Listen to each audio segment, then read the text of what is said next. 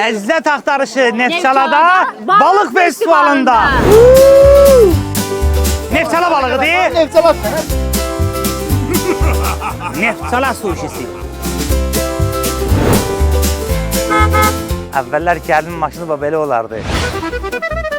Gör kimi tapdım burada. Müşfik, necəsən? Kardeşler galiba hoş gelmişsiniz. Balığın məkanı, Neftçaladır. Nəyi var balıq yemişəm? Balıqdan bezmişik.